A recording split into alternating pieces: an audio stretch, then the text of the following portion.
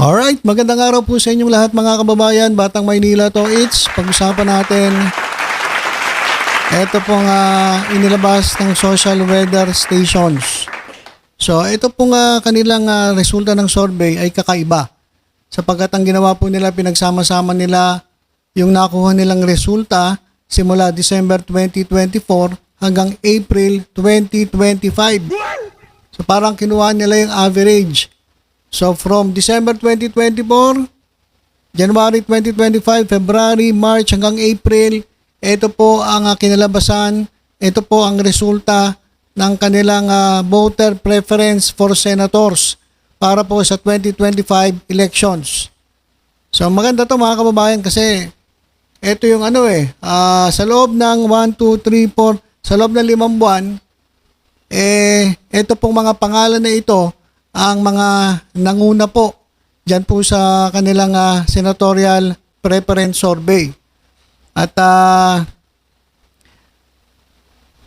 makikita po natin dito na ang nagdo-dominate po ay ang kandidato ng alyansa para sa bagong Pilipinas. Kasi mga kababayan, nag-post ako sa Facebook, sinubukan ko mag-post sa aking Facebook page ng isang maikli na video.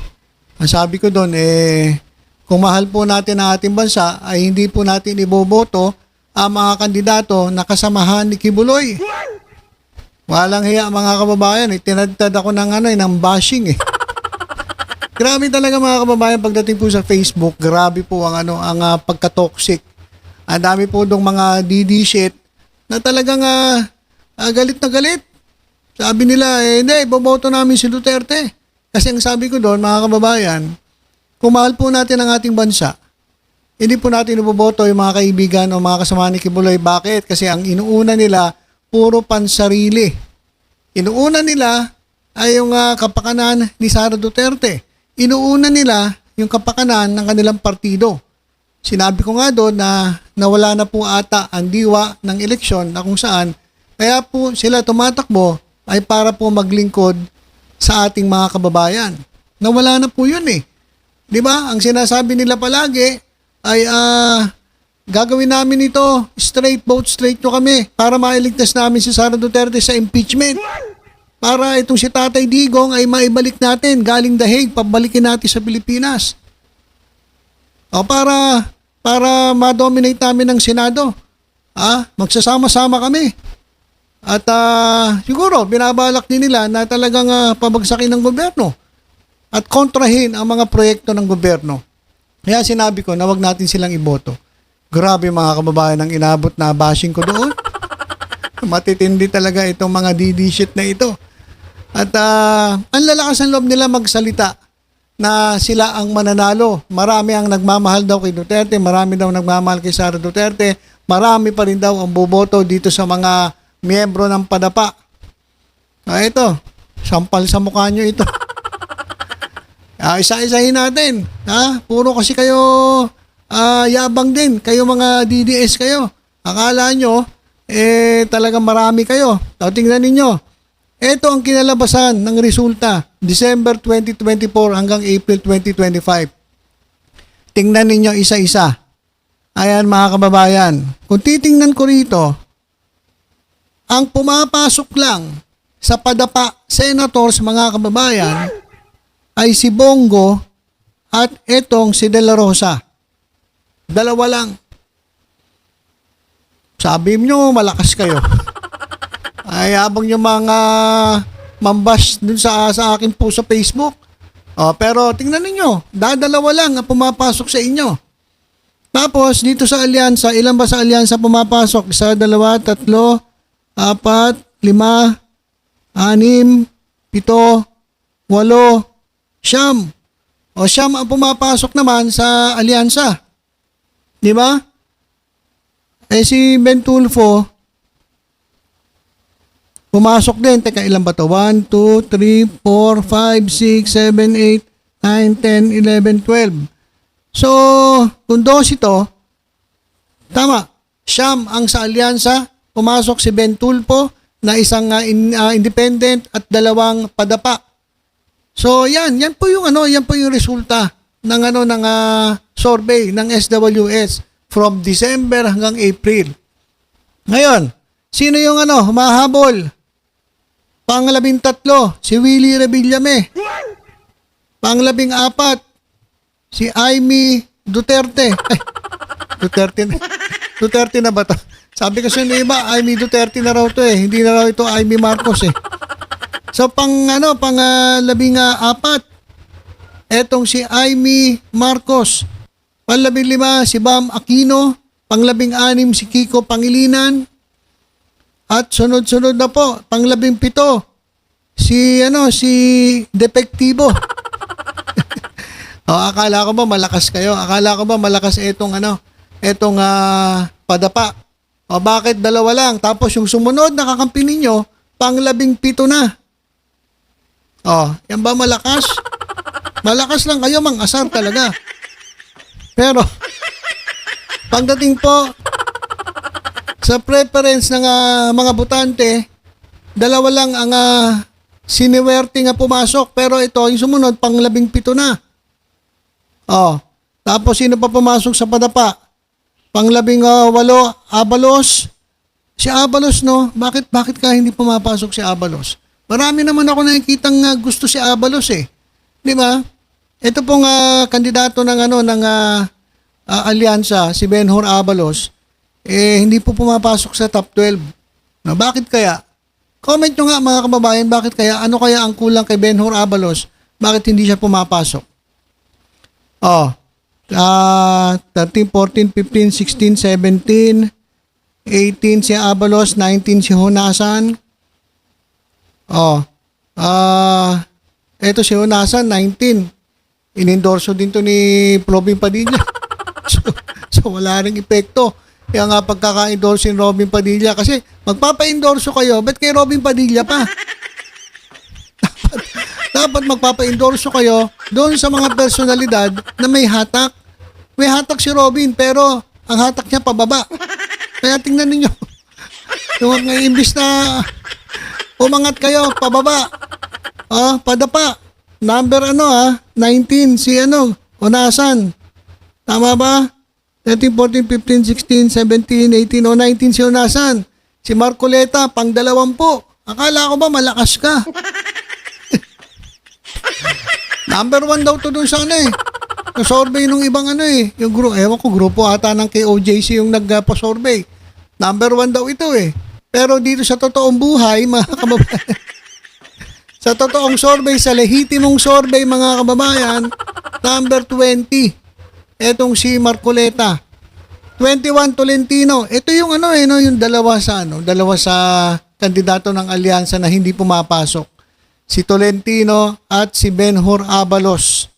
Ayan mga kababayan, kinakailangan nyo pang sipag-sipag pa para pumasok kayo, Benhur at Tolentino.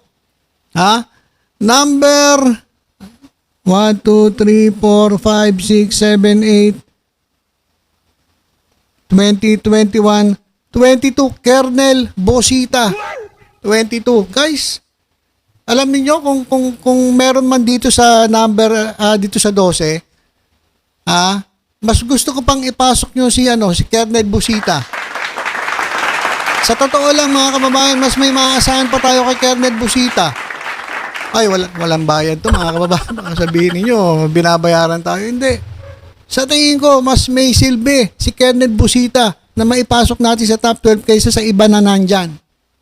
Kaysa dito sa mga padapa senators.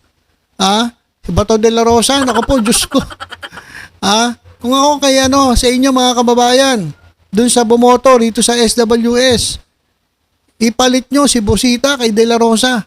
Mas may silbi. Si Bosita mga kababayan, mas maraming matutulungan mga kababayan natin si Kernel Bosita kaysa dito kay De La Rosa na walang ginawa kundi tawag dito, hearing para pansariling interes. Para ipagtanggol si Kibuloy, pagtanggol kay OJC, pagtanggol si Duterte. Kung ako, Bosita na, tanggalin nyo yung si De La Rosa, wala wenta yan. Si Jamie Bondoc, nasa dulo ng listahan, pang ilan to? Teka. Pang ano to? 23? Let me be the one to break it. Kumanta ka na lang. Jimmy Bondok, alam mo, pinakamaganda, mag-compose ka na lang ng kanta ng jingle para sa grupo mo. Kasi, wala eh. Talagang, kinakailangan mo pa. Hindi kasi unang-una, ngayon ka palang tatakbo. Anong gusto mo, manalo ka agad? Unang-una, wala ka pa naman na nagagawa. Tapos, kumampi ka pa dun sa, sa grupo. Mali pa yung grupo na salihan mo. So, ayun mga kababayan. So, ang number 1 mga kababayan, Bongo. Laki kasi ng gastos na ito mga kababayan eh. Talagang gumagastos ito eh. Para sa kanyang kampanya. Tulfo, number 2, Lito Lapid. Ito talaga, nagtataka talaga ako anong meron dito eh. Kay Lito Lapid eh. Sa totoo lang mga kababayan. Siguro nadadala lang ito ni Tito Sen kasi NPC rin to si Lito Lapid eh. Pero, Senator Lito Lapid, pasensya ka na pero para sa akin kasi wala eh. Negative eh. Negative ka eh. Pia Cayetano, ganun din. De La Rosa, Bong Revilla, Ben Tulfo, Abby Binay, Camille Villar. Si Camille Villar, pumasok na. Wala na eh. Gumastos na. Kung kanino na nagpa-endorso eh. Kahit sa Kalaman, nagpa-endorso na eh. Ping Lacson, Manny Pacquiao. Mga kababayan, ito po yung mga kandidatong pumasok sa top 12. Sa buwan po ng December hanggang April. Ako mga kababayan, April na po ngayon, 21. Ilang araw na lang. 21, 30, 9 days plus May 12. 21 days mga kababayan. Napakalapit na po ng halalan. Mga kababayan, ako po nananawagan sa inyo na pumili po tayo nung talagang kandidato na makakatulong po sa ating bayan.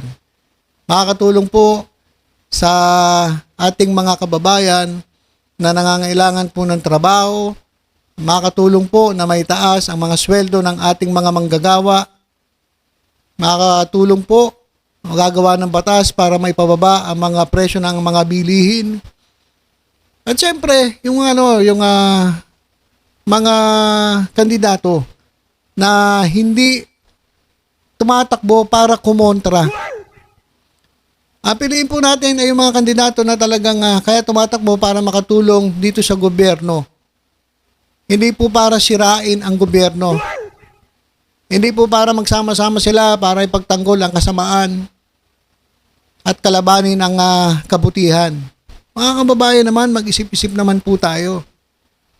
Marami pa pong kandidato na hindi nakalista rito. Pwede po nating kunin. Ilagay po natin dyan sa 12. Nako mga kababayan, ang dami kong nakikita rito sa 12 na dapat hindi po nandyan. Kaya mag-isip-isip po tayo. Marami, bigyan ko kayo ng halimbawa.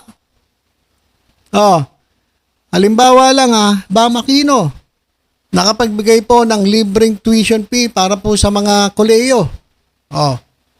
Meron bang nagawang ganyan yung ibang mga nandyan sa 12 na nandyan sa, sa ibabaw, sa taas?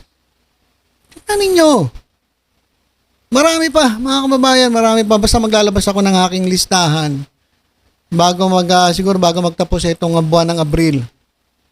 At yan po sana ang ating suportahan. Hindi ko po kayo pinipilit na sundan ninyo yung aking lineup. Kaya nga sabi ko sa inyo, mamili kayo, magsaliksi kayo kung sino talaga ang sa tingin yung karapat-dapat na dapat yung bigyan ng pagkakataong maglingkod sa bayan. Take note, maglingkod sa bayan, hindi maglingkod kay Duterte. Hindi maglingkod sa kanilang partido, hindi maglingkod sa kanilang mga sarili. Maglingkod po sa ating bayan. Ayan po ang piliin natin. Okay? So, isa mga padapasen na to sa nangangarap. Sorry na lang. Sa mga nagsasabi, nagagalit sa akin dahil sinabi ko na wag iboto ang mga kasama ni Kibuloy. O yan, tingnan nyo. Katunayan. Na talagang walang boboto. Wala nga si Kibuloy dito eh. Nandito ba si Kibuloy? Wala nga dito. 22 na yan. Siguro si Kibuloy nasa 35. 35. Pero believe din ako doon. Paano yun nakapag-gawa ng video? Nasa kulungan. Kaya Secretary Remulla, sir, tingnan mo yung BJMP mo. Baka naman na naaabutan na. Paano nakapag-video yun? Bawal po dyan, di ba? Bawal po dyan Mga gadgets, bawal po dyan sa BJMP. Bakit nakapag-video? Lam na this. Okay, so ilang po muna mga kababayan. Basta tutok-tutok lang po dito sa Batang Maynila. Sa iba pang updates, ingat po tayong lahat. God bless po.